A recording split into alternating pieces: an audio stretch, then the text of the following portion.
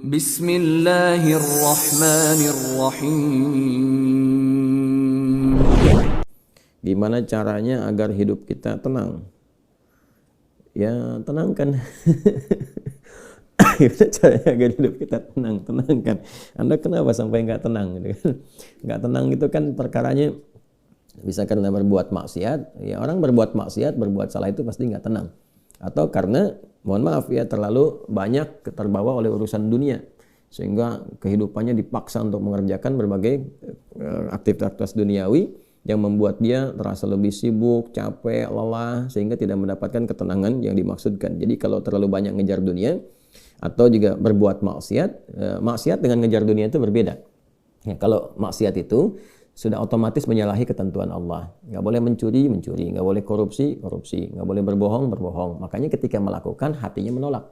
Karena di antara makna fitrah itu dan fungsinya adalah cenderung kepada kebaikan. Jadi ada fitrah dalam jiwa kita, di kolbu kita, itu disebut dengan fitrah taqwa namanya.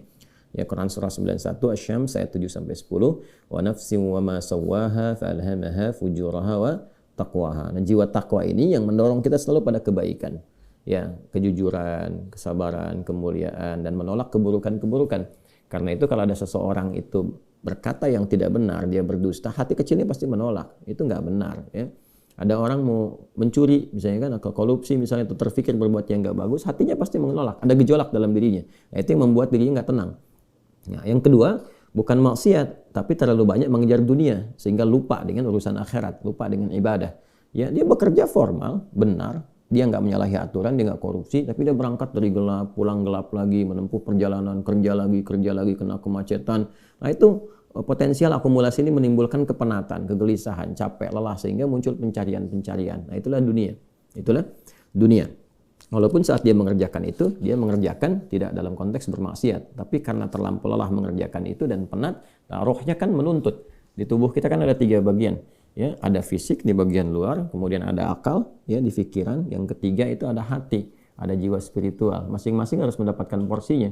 Ya, ini kalau bagian tubuh luarnya aja yang makan, fisiknya yang makan, mengonsumsi, tidur, istirahat. Ya, kemudian akalnya nggak pernah dipakai, nggak pernah belajar, nggak pernah baca, nggak pernah apa. Ini akalnya juga bisa protes, tumpul, nggak nyaman.